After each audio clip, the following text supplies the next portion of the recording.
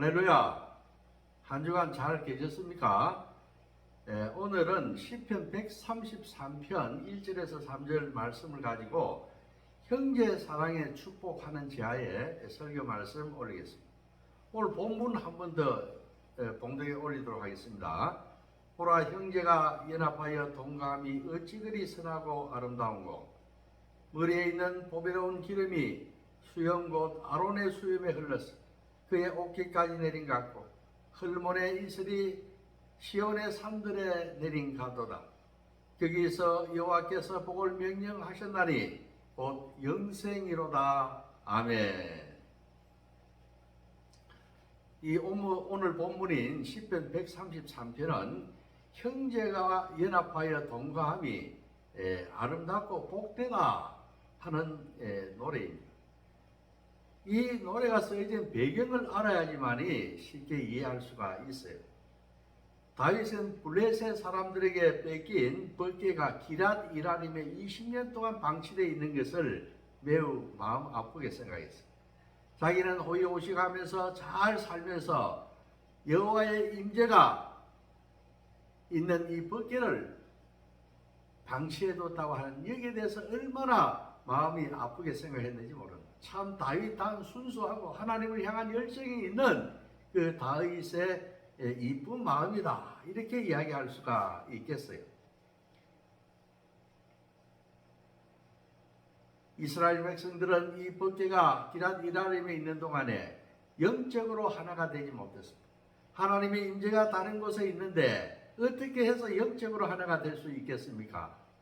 그렇지 않습니까? 그래서 우여곡절 끝에 그 기랏 이라림에 있는 그 벗개를 예루살렘 성으로 옮기게 됩니다. 그렇습니다. 다윗은 자기의 손으로 예루살렘 성전, 하나님의 성전을 짓지 못했어요. 늘 송구하게 생각하고 자기가 짓겠다 이랬지만 지을 수가 없습니다. 그래서 그는 그 대신에 꽁 아니면 닭이라고, 성전 내가 짓지 못하더라도 이 벗개를 방치해 둘 수가 없다. 이 벗개를 모셔옴으로써 나의 신앙을, 하나님을 더 높여드리고 참으로 하나님께 따르는 그러한 그 신앙의 믿음을 내가 보여드려야 되겠다 하는, 이렇게 생각을 해서 성전 대신에 벗개를 옮기는 것으로 그의 이 신심을 확증한 것입니다.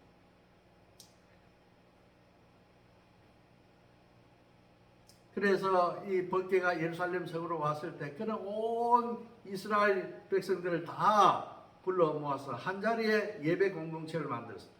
그래서 이 벗개를 두고 많은 이스라엘 족속들이 모여가지고 하나님 아버지께 예배를 드렸다고 하는 것입니다.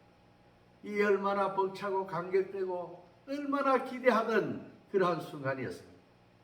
다윗은 여기에 모여서 예배하는 그 많은 회중들을 바라보면서 또 하나님의 임재를 느끼면서 오늘 이 노래를, 이 시편의 노래를 불렀다고 하는 것입니다. 다시 한 번 더 이 시편을 한번 봉독에 올리도록 하겠습니다. 보라, 형제가 연합하여 동감이 어찌 그리 아름다운기요, 머리에 있는 보배로운 기름이 수염 곧 아론의 수염에 흘러내려서 옷깃까지 내린 것, 헐몬의 이슬이 시온의 산들에 내린 같도다. 거기서 여호와께서 복을 명령하셨나니 곧 영생이로다. 이렇게 노래를 했다고 하는 것입니다. 이 간격을 그 형제자매들 이스라엘 온 종족들이 다 모여서 그 벗개 앞에서 예배를 드리는 이 간격이 이렇게 이 노래처럼 생각이 되었던 거예요. 그렇습니다. 첫째, 우리가 형제가 동거해야 한다 하는 것을 말씀드리고 싶습니다. 여기서 나오는 형제가 동거함이, 형제의 개념이 무엇입니까? 형제가 연합하여 동거함이 아름답다고 했는데, 여기서 형제라고 하는 것은 단순한 혈연적인 혈통적인 가족의 개념을 뛰어넘는 게 이스라엘 이 종족들을 이야기하는 것입니다. 이것은 육적인 것보다도 영적인 신앙 공동체를 이야기하는 것이다. 예수님께서 귀신들을 쫓아내고 이렇게 할 때 사람들이 다 수군거리고 했어요. 저 사람들 미친 사람이다, 귀신이다, 사탄 마귀다. 바알세불 사탄 마귀의 대장을 갖다가 힘입어서 그 귀신을 쫓아낸다. 저 사람들 미쳤다. 귀신 들렸다. 이렇게 다 수군거렸어요. 이게 그 예수의 어머니 마리아와 그 누이와 동생들이 염려가 됐습니다. 그런 평가를 받고 있는 그 예수가 염려가 됐던 거예요. 그래서 만나려고 해도 사람들에게 늘 쌓여서 다니기 때문에 만날 수가 없었습니다. 그래서 사람을 보내가지고 저 안에 지금 군중들 속에서 쌓여져 있는 그 예수님께 사람을 보냅니다. 그래서 우리가 왔다고 이야기를 하라. 좀 나오게 해서 이야기를 해달라. 이렇게. 그래서 그 사제가 말씀을 들고 들어가서 예수님한테 전합니다. 지금 현재 어머니와 누이와 동생들이 와서 만나기를 원합니다. 이렇게 할 때 예수께서 뭐라고 말씀하셨습니까? 그 주변을 둘러보시면서 이렇게 말씀하시지 않았습니까? 오늘 마가복음 3장 33절에서 35절입니다. 대답하시되 누가 내 어머니며 동생들이냐 하시고 둘러 앉은 자들을 보시고 이르시되 내 어머니와 내 동생을 보라. 누구든지 하나님의 뜻대로 행하는 자가 내 형제요 자매요 어머니이니라. 이렇게 이야기를 했다고 하는 것입니다.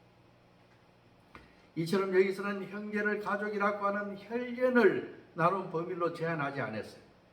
한 조상을 둔 이스라엘 동족들을 이야기한 것입니다. 따라서 이스라엘 민족들을 이야기하며 확대하면 오늘날 우리와 같이 예수님을 우리들의 주인으로 모시는 이러한 신자들, 이 예배 공동체 우리들도 속하는 것입니다. 우리도 형제 자매에 들어가는 것입니다. 교회 여러분에게 모인 예배드리는 우리 모두가 예수 그리스도로 인해서 하나된 형제 자매임을 믿으시기 바랍니다. 아멘입니까? 그렇습니다. 우리는 피로 나누지는 않았지만은 하나님의 뜻대로 모인 형제 자매들인 것입니다. 자, 그렇다면은 이러한 형제 자매들이 동거한다고 하는 것이 무슨 뜻이냐? 동거한다고 하는 것은 쉽게 이야기하면은 같이 산다고 하는 것도 이야기가 되겠지만은 그것보다는 서로 우애하고 아껴주고 사랑하고 남의 일을 마치 내 일처럼 이야기하고 내 모든 것을 희생해서 도와주고 하는 이러한 아름다운 우애, 예배 공동, 사랑하는 것, 초대의 유무상통했다고 하는 것은 이런 정신의 발현이지 않겠습니까? 이러한 것을 이야기하는 것입니다. 형제들이 모여서 서로 우애하고 사랑하는 곳이 어디입니까? 그것이 가족이 될 수도 있고 오늘날 예배 공동체인 이 교회, 우리가 만나서 오늘 얼굴을 대면하고 서로 인사 나누고 오늘 예배를 드리는 이 예배 공동체인 교회가 바로 그곳입니다. 여기에 뭐니 우리는 공동체로 서로 용납해야 합니다. 그리스도 앞에서 하나가 되는 것입니다. 그리스도는 교회의 머리 아닙니까? 우리는 그 지체로서 한 몸을 이루는 것이기 때문에 우리는 원팀입니다. 우리는 각자가 아니에요. 그래서 서로 우애하고 사랑해야 한다. 감옥에 갇힌 사도 바울이 에베소 교인들에게 편지를 하며 호소를 한 내용이 있습니다. 여러분들 에베소 4장 4절에 보게 되면 몸도 하나요 성령도 하나요 성령도 한 분이시니 이와 같이 너희가 부르심의 한 소망 안에서 부르심을 받았느니라. 이렇게 이야기를 합니다. 우리는 그리스도를 머리로 하는 몸의 지체들입니다. 우리는 한 성령을 받았어요. 우리는 부르심을 받은 우리의 소망도 우리는 하나라고 하는 것입니다. 그렇기 때문에 서로 겸손하고 남의 단점을 덮어주고 남의 일을 내 일처럼 해주고 서로 우애하라고 하는 것입니다. 우리 여기서 예배를 같이 드리는 예배 공동체들은 이처럼 하나가 되어서 한 몸을 이루고 우리의 소망도 하나고 우리 우애해야 한다고 하는 것이에요. 자녀를 키우는 그 부모들의 입장을 생각해 보십시오. 그 아이들을 키울 때 얼마나 그 아이들이 말을 안 듣고 부모의 마음을 아프게 하고 어긋나고 그렇게 합니까? 그럴 때 우리가 어떻게 할 수가 없어요. 우리가 강하게 한다고 이야기해봤자 저 아이들은 또 꼰대 소리를 한다. 이 어른들이 그 훈계하는 것을 듣기 싫어해요. 우리는 그때는 말없이 눈물을 흘리며 기도할 수밖에 없지 않습니까? 얼마나 마음이 슬픈지 모릅니다. 또 서로 다투고 싸우고 화해하고 하지 못하고 우애하지 못할 때 얼마나 그 자식들을 바라보는 부모의 마음이 아프겠냐 하는 것입니다. 그러나 물려준 것이 없고 많이 가르치지 못하고 많이 입히지 못하고 용돈도 많이 주지 못하고 했지만 이 아이들이 서로 위하며 자라서 부모들이 효도하는 그 모습을 볼 때 얼마나 가슴 뭉클합니까? 이와 마찬가지로 하나님 아버지께서도 우리를 바라볼 때 우리가 한 예배 공동체를 이루면서 서로 하나의 몸이 돼서 한 성령과 한 소망을 가지고 예수님 앞에 나가서 예배할 때 하나님 아버지께서는 이 얼마나 기쁨으로 받아들이겠느냐. 오늘 우리가 부른 찬송가 221장, 이것은 1782년에 영국의 파우셋 목사라 하는 분이 작사한 찬송이다, 그렇게 알려져 있습니다. 파우셋 목사님은 영국의 웨일스게이트라고 하는 조그마한 그 시골 동네에서 목회를 했습니다. 조그마한 시골 동네 목회라고 하는 게 참으로 어렵지 않습니까? 저도 시골교회 목사, 저 경북 봉화에 있는 평강교회 그 목사님 그걸 알고 있습니다. 얼마나 어려운지 몰라요. 그 시골 노인들의 시부름꾼이요, 아프면 실어다 병원에 모시다 드려야 되고, 또 무엇을 사러 갈 때 대신 사드려야 되고, 농사일 때면 그 또 집집마다 들어가면서 농사일을 도와야 되고, 참으로 그 노고가 많습니다. 얼마나 힘든지 몰라요. 그 사람은 자주 웁니다. 그 목사님. 그 목사님이 한번 설교를 하는데 그 제목이 뭐냐면 얼마나 많이 울어보셨나요? 하는 게 그 설교 제목이더라고요. 저는 그 설교 내용을 다 듣지는 못했지만 그 제목만 보더라도 얼마나 농촌 목회, 시골 목회 그 공고함이 그 절절한 그 육신의 고통에서 나오는 그 슬픔이 느껴졌어요. 그러나 그분의 그 눈물은 하늘 아버지께 상달되는 아름다운 눈물일 줄로 믿습니다. 아멘? 그만큼 어려운 것입니다. 그런데 이 시골 목회를 어려움을 겪고 있는 중에 영국에 있는 큰 대도시에서, 영국 런던에 있는 큰 교회에서 자기를 청빙한 것입니다. 우리 교회에 와서 우리 담임 목사님이 되어주십시오. 얼마나 기뻤겠습니까? 날듯이 뛰듯이 기뻤지 않겠습니까? 그래서 그 성도들은 울면서 그 이삿짐을 나눴다고 하는 것입니다. 그 대형교회에서는 큰 트럭을 보내줘서 또 인부들을 보내주고 해서 짐을 다 이렇게 하나 둘 싣고 짐을 거의 다 실었어요. 이제 마지막 짐을 옮기려 하는데 그 교회 사모님께서 그 짐에 앉아서 짐 옆에서 울고 있더라고 하는 거예요. 그래서 여보 왜 그렇게 울고 있어요? 빨리 가야지. 이렇게 했더니만 우리가 이 작은 시골 교회에 이 어려운 사람들을 버리고 우리가 큰 교회 가서 오이오식하고 많은 사람들 거느리고 하는 것이 하나님 아버지의 뜻일까요? 그것이 하나님 아버지의 뜻이겠습니까? 사모께서 이렇게 이야기를 했다고 하는 것입니다. 이 이야기를 들은 목사님은 망치로 머리를 맞은 듯이 띵했습니다. 그래, 이것이 하나님의 뜻이 아니지. 이 사람들을 두고 내가 어디 가냐? 내 육신 하나, 우리 가족들 잘 먹고 잘 살고 편안하게 신경 안 쓰고 그것이 이 땅에서 우리가 목회자가 추구해야 될 소망이냐, 이렇게 느꼈다고 하는 것입니다. 그래서 이 어렵고 힘든 소자들, 예수님과 같은 이 사람들을 버릴 수가 없노라 결단하고 다시 통보를 해서 그 교회에 남기로 했다고 합니다. 그 목사님은, 다우센 목사님은 45년 동안에 그 웰즈에서 목회를 하고 은퇴를 하면서 노래를 작사한 것으로, 그래서 얼마나 존경받고 서로 사랑하고 우애하면서 그 목회를 성공적으로 그 대비를 잘 장식했다 하는 것을 우리가 알 수가 있는 것입니다. 그 찬송가 그렇게 시작되지 않습니까? 주 믿는 형제들, 주 믿는 형제들, 사랑의 사귐은 천국의 교제 같으니 참 좋은 친교라. 아멘. 주 믿는 형제 자매들이 사랑하고 사귀는 것은 천국의 교제와 같다고 하는 것입니다. 우리가 형제가 서로 아끼고 사랑하고 위하는 것이 이곳이 바로 이 지상의 천국이라고 하는 것입니다.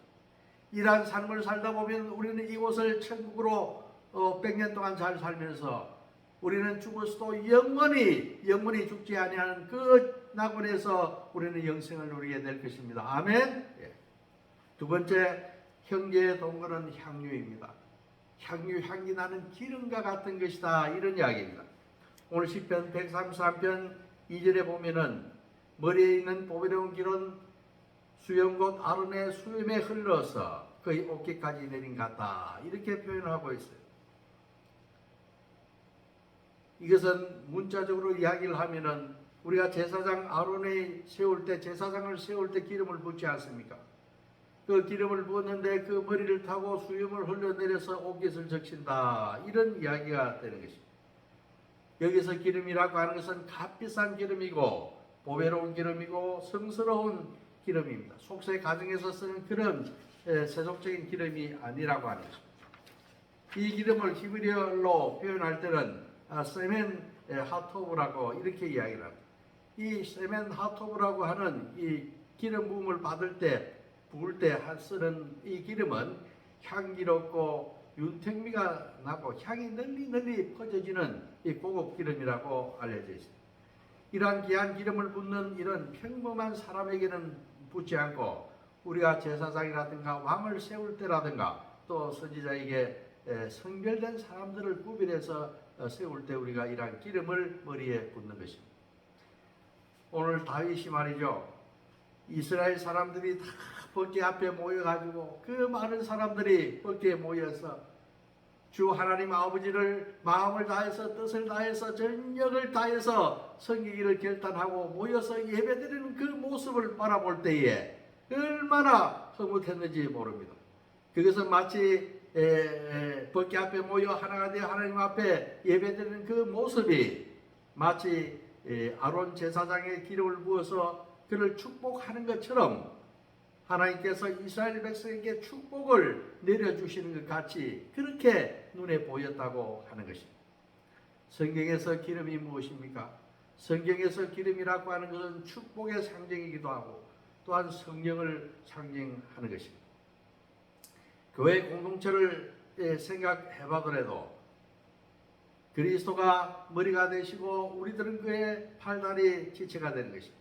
기름 부음을 받은 그리스도의 그 기름 부음 받은 흘러내려가지고 교회의 그 말단 조직 한 사람들에게 다 흘러내려서 그들에게 은혜를 이루고 또 축복을 주는 그러한 기름이다 라고 하는 것입니다. 여러분 오늘 우리가 한 성령 안에서 한 형제 자매가 된 것을 기뻐하시기 바랍니다. 우리가 모여서 하나님께 예배드릴 때 하나님의 축복에 참여하는 그러한 귀한 자들이 된다 하는 것을 믿으시면 아멘 하시기 바랍니다. 세 번째, 형제의 동거는 헐몬의 이슬인 것입니다. 아멘. 형제가 동거하고 위하고 사랑하는 것은 헐몬의 이슬 같다, 이렇게 이야기할 수가 있어요. 오늘 본문 3절을 다시 한번 읽어봅니다. 헐몬의 이슬이 시온의 산들에 내린 같도다. 거기서 여호와께서 복을 명령하셨나니 곧 영생이로다. 오늘 2절에 나오는 기름의 비유처럼 형제의 동거와 사랑과 우애가 사랑을 헐몬의 이슬에 비유한 것입니다. 하나 더 비유를 한 것이에요. 어려운 것은 아닙니다. 형제의 동거는 머리에 붓는 기름과 같고 또한 뭐와 같는가 하면 헐몬산에서 내리는 이슬 같다. 그 형제 우애의 사랑의 그 소중함을 기름에 비유하고 또한 헐몬산의 이슬에 비유한 것입니다. 헐몬의 이슬이 온 이스라엘을 적시는 것 같이 형제가 우애하고 동기하고 사랑하는 것은 이스라엘 백성들에게 여호와께서 영생을 허락하신다 하는 이런 말이에요. 헐몬산이 어떤 산입니까? 이스라엘 북쪽에 있는 가장 높은 산 아닙니까? 이곳 꼭대기에는 늘 만년설이 덮여져 있다고 합니다. 이 얼음산으로 인해서 헐몬산에서는 이스라엘 그 중심을 흐르는 북에서 남으로 길게 흐르는 그 전 영토를 적시며 흐르는 그 요단강의 발원지가 이 헐몬산의 얼음에서 기원된다고 하는, 이 높은 산에 있는 이 얼음이 기화되면서 그 온 영토에 뭐냐면 비를 내리고 이슬을 내려주는 것입니다. 그렇게 함으로써 이스라엘 북부뿐만 아니라 남방 구석구석까지 모세혈관처럼 들어가가지고 모든 생명이 말라 죽지 않고 풍성하게 생명을 누리면서 생장할 수 있는 것이 이 헐몬에서 내려온 이슬 같다.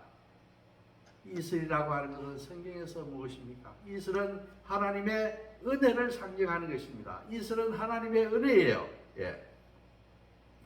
이슬이 높은 헐몬산에서 내려 퍼지는 것처럼 우리 친절한 우리 형제의 사랑과 우애는 위에서부터 하나님께서 우리들에게 내려주신 것입니다. 이처럼 형제가 우애하며 서로 사랑하며 동거하며 하나님의 사랑이 있는 곳에 하나님께서 그 놀라운 헐몬산에 내려주시는 그 이슬처럼 우리들에게 영생을 축복으로 선물하신다고 하는 것입니다. 형제와 우애하며 연합하는 것이 하나님의 축복이 임한다고 하는 것을 헐몬산의 이슬에 비유한 것이에요. 오늘 요한 1서 3장 14절에서 15절 이런 이야기가 있어요. 우리는 형제 자매를 사랑함으로써 사망에서 옮겨 생명으로 들어간 줄을 알거니와 사랑하지 아니하는 자는 사망에 머물러 있느니라. 그 형제를 미워하는 자마다 살인하는 자니 살인하는 자마다 영생이 그 속에 거하지 아니하는 것을 너희가 아는 바라. 이렇게 이야기를 하고 있어요. 형제를 미워하는 자마다 살인하는 자라고 하는 것입니다. 살인하는 자마다 영생이 거기에 없다고 하는 거예요. 그러면 영생을 우리에게 있게 하기 위해서 어떻게 하는가? 형제를 사랑해야 한다고 하는 것입니다. 형제를 사랑함으로써 사망에서 생명으로 들어간 줄 너희가 알거니와 이렇게 이야기하고 있는 것이에요. 여러분들 기억하십시오. 우리가 이 생에서 형제와 연합하여 아름답게 살아가면 이 세상을 사는 동안에 축복 속에서 살 뿐만 아니라 우리는 죽어서도 영생을 누리는 것입니다. 요한복음 11장 24절에서 25절에 뭐라고 나와 있습니까? 예수께서 이르시되 나는 부활이고 생명이니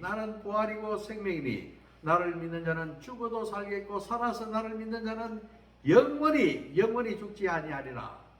이렇게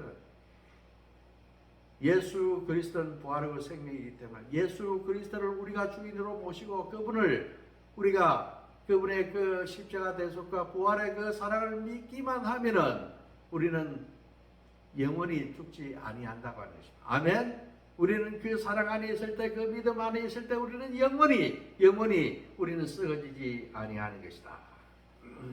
말씀을 맺고자 합니다. 형제 자매가 하나가 되어서 서로 우애하고 동거하게 되면은 그 많은 유익을 얻게 된다. 헐몬의 이슬이요, 그것은 기름과 같은 그러한 축복을 받게 된다고 하는 것입니다.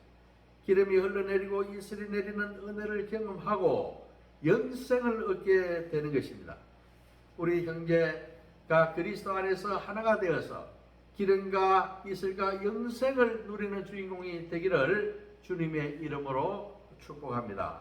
아멘입니까? 기도하겠습니다. 하나님 아버지 감사합니다. 오늘 시편 133편을 통해서 형제 사랑으로 인해서 우리가 받는 그 축복에 대해서 이야기를 하고 있습니다. 형제를 사랑하게 되면 서로 사랑하고 우애하고 형제 일을 내 일과 같이 아끼고 형제를 위해서 내 모든 것을 유무상통하듯이 다 바치고 헌신하고 희생하고 사랑하게 되면 그것은 헐몬의 이슬이요 또한 아론의 머리 위에 분 그 기름과 같이 그 형제 사랑의 향기는 널리 퍼져서 우리들에게 영생의 그러한 축복을 놀라운 축복을 선사한다는 것을 오늘 말씀을 통해서 배웠습니다. 하나님 아버지여, 형제 사랑하지 않는 자는 그리스도인이 아니고 형제를 사랑하지 않는 자는 믿는 자가 아닌 것입니다. 하나님 아버지, 우리가 형제를 사랑함으로써 그리스도인이라고 인정받고 형제를 사랑함으로써 주님께서 주시는 이 땅에서의 100년 동안의 축복뿐만 아니라 우리가 죽어서도 영원히 영생하는 그러한 영생 복락을 누리는 저희들이 될 수 있도록 인도하여 주시옵소서. 감사하며 예수 그리스도의 이름으로 기도합니다. 아멘.